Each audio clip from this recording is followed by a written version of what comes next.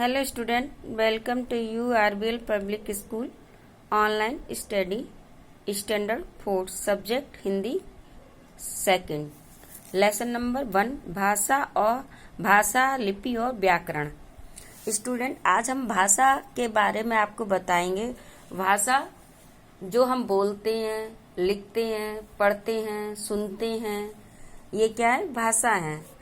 ये उसके बारे में आज मैं आपको बता रही हूँ। बासु अपना गृह कार्य कर रहा था। उसके पिताजी ने पूछा, बेटा गृह कार्य समाप्त कर लिया हो तो खाना खा लो। बासु ने कहा, बस अभी थोड़ी देर में आता हूँ पिताजी।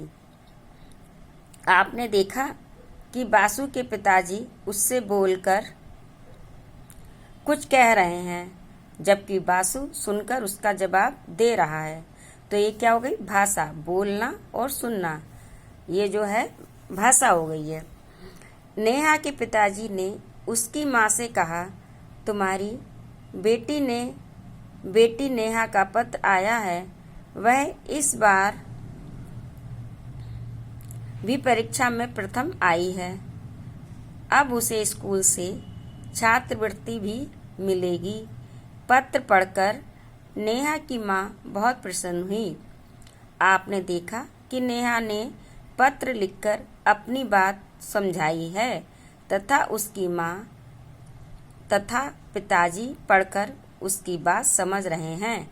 यानी कि ये भी एक भाषा है जो अपनी बात को लिखकर हम दूसरे तक पहुंचा सकते हैं। जैसे नेहा ने अपनी बात लिखी और पत्र के माध्यम से अपने माता पिता को बताया है। इस प्रकार हम बोलकर, सुनकर, लिखकर तथा पढ़कर अपनी बात दूसरों को समझाते हैं। यह भाषा है।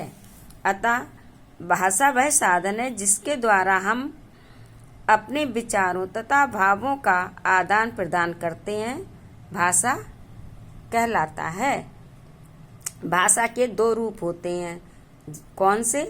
मौखिक, नंबर 2 लिखित। मौखिक रूप वह है, ये भाषा का वह रूप है जिसमें हम बोलकर तथा सुनकर अपने भावों को व्यक्त करते हैं। जैसे समाचार वाचक समाचार सुना रहा है, लड़की गाना गा रही है, बच्चे बातें कर रहे हैं, तो ये तीनों क्या हैं? मौखिक हैं। ये बोलकर आपस में बातें, टेलीविजन में आवाज जो आ रही है, तो ये क्या हो गई? है मौखिक भाषा, यानी कि बोलकर अपनी भाषा बता रहे हैं। अब लिखित भाषा नंबर 2, ये वह साधन है, ये भाषा का वह रूप है जिसमें हम लिखकर तथा पढ़कर अपने विचार दूसरों तक पहुंचाते हैं। यानी कि हम जो है लिखकर, यानी कि जैसे हम कॉपी पे लिखते हैं, बोर्ड पे लिखते हैं, पेपर पे लिखते हैं, ये क्या हो गई? लिखित भाषा।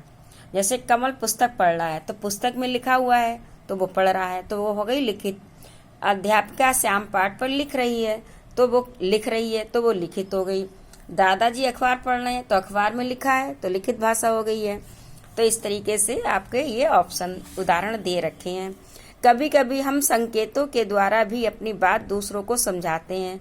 जैसे गूंगा भिखारी इशारों से भीख मांगता है, ट्रैफिक पुलिस का सिपाही इशारों से यातायात का संचालन कर रहा है, आदि।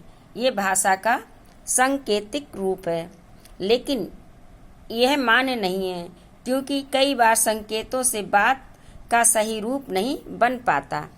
अब स्टूडेंट समझे, जैसे कि हम अपनी लिखित भाषा लिखकर बता सकते हैं। संकेतों के द्वारा हर जो गूंगे बहरे हैं उन्हीं को ही वही लोग समझ सकते हैं, लेकिन समझ हम लोग भी सकते हैं संकेतों के माध्यम से। ये भाषा आती नहीं है, जो अलग होती है। वैसे भाषा ही 2 प्रकार की होती है, लिखित और मौखिक।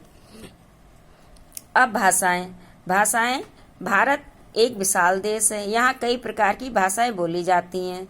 जैसे पंजाब में पंजाबी, महाराष्ट्र में मराठी, पश्चिम बंगाल में बांग्ला, तमिल में तमिल, तमिलनाडु में तमिल, केरल में मलयालम, कश्मीर में कश्मीरी, कर्नाटक में कन्नड़, आंध्र प्रदेश में तेलुगु आदि। यानी कि हमारा जैसा देश है, हर देश में अलग अलग प्रकार की भाषाएं बोली जाती हैं। हमारी राष्ट्रभाषा क्या है? हिंदी है। हमारे देश में सर्वाधिक बोली जाती है, यानी कि हिंदी जो है हमारी राष्ट्रभाषा है, ये सब जगह ज़्यादातर बोली जाती है। स्टूडेंट, मैं आज आपको इतना ही बताऊंगी, कल नेक्स्ट डे आपको इसका पूरा फिल कराऊंगी। Okay student.